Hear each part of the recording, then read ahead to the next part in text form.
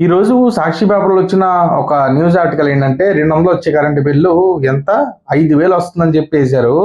నిజంగా జగన్ గారు ప్రతి మీటింగ్ లో చతుష్టయం అని చెప్పి ఆ ఎల్లో మీడియా అని చెప్పి క్వశ్చన్ చేస్తారు, కానీ అవి నిజంగా జగన్ గారికి ఎంత డ్యామేజ్ చేస్తాయో నాకు తెలియదు. కానీ సాక్షి స్పెషల్ గా పని కట్టుకుని డ్యామేజ్ చేస్తుంది.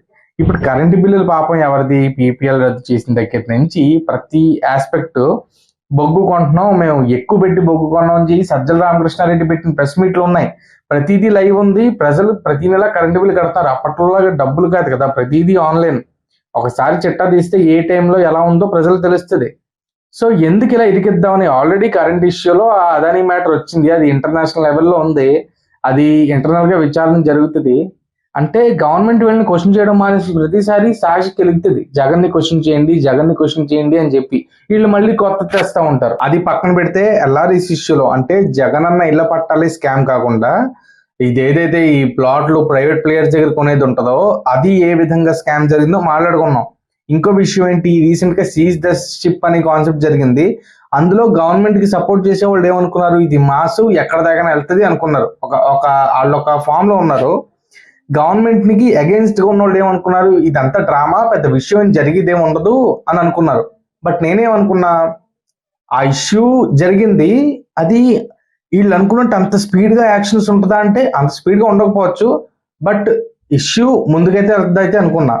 అయితే ఈ రీసెంట్ గా ఒక 2-3 రోజుల క్రితం అప్డేట్ ఏంటి అంటే, అరబిందో ఫార్మాకి ఆ 400 crores 500 crores ఎలా వచ్చాయని చెప్పి ఈడీ ఎంక్వైరీకి ఇనిషియేట్ చేసింది సిఐడి. సో కాకినాడలో జరిగిన ఇష్యూ ఏదైతే ఉందో, పవన్ కళ్యాణ్ అక్కడ చేసిన కాన్సెప్ట్ ఏదైతే ఉందో, చాలా మంది డ్రామా అనుకున్నారు. కాకపోతే రియాలిటీలో స్టేట్ గవర్నమెంట్ ఎవరికైనా గ్రూప్ ఆఫ్ పీపుల్ కో లేదా ఒక పొలిటికల్ పార్టీకో, జగన్ గారికో లేకపోతే అరవిందో గ్రూప్ కో భయపెడదాం అనుకుంటే అక్కడ దాకా వెళ్ళి చేయరు, స్టేట్ వరకు ఉంచుతారు. ఎందుకంటే భయపెట్టి వాళ్ళని లోపరుచుకుందాం అనుకుంటే స్టేట్ దాకా ఉంచేస్తారు ఆ ఇష్యూ. కానీ అక్కడ సెంటర్ ఇన్వాల్వ్ అవుతుంది, వేరే కంట్రీస్ ఇన్వాల్వ్ అవుతాయి, వేరే స్టేట్స్ ఇన్వాల్వ్ అవుతాయి. సో ఒక గవర్నమెంట్ ఒక 300 కోట్లు 100 కోట్లకో 500 కోట్లకో గవర్నమెంట్ యొక్క రెప్యుటేషన్ పాడు చేసుకోదు. డిప్యూటీ సీఎం స్థాయిలో అక్కడ హడావిడి కూడా జరగదు. అక్కడ కాజ్ ఉంది కాబట్టి ఇష్యూ జరిగింది. అండ్ ఇంకోటి ఏంటి, ఇప్పుడు స్టేట్ గవర్నమెంట్ అది ఈడీకి అప్పచెప్పిందంటే ఈడీ ఇన్వెస్టిగేషన్ టార్చర్, మామూలు టార్చర్ కాదు, ఎవరు ఎత్తి వేసుకోలేదు. ఇప్పుడు జగన్ గారు 5 ఏళ్ళు అధికారంలో ఉండి ఒక్క కేసు కూడా తీపించుకోలేదంటే అంత దారుణంగా టార్చర్ ఉంటుంది. ఇప్పుడు ఢిల్లీ కవిత గారు కానీ, ఢిల్లీ సీఎం కేజ్రీవాల్ కానీ, ఎక్స్ సీఎం కేజ్రీవాల్ కానీ మామూలు టార్చర్ ఉంటుంది. టార్చర్ అనే పదం కూడా ఎందుకు వాడుతున్నాను పదే పదే అంటే, కక్ష సాధింపు చేస్తారని కాదు, కాకపోతే వాళ్ళు పాయింట్ టు పాయింట్ వెళ్తారు.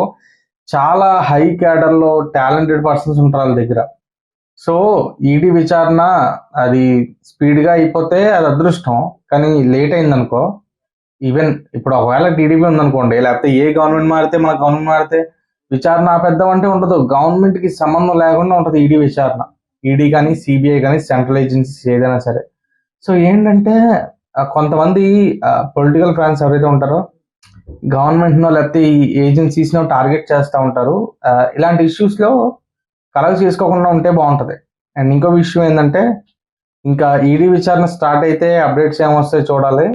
ఈ 450 కోట్ల 474 కోట్ల సంథింగ్ ఎక్కడ పుట్టిందో రూపాయికి ఈడీ అడుగుతుంది క్వశ్చన్.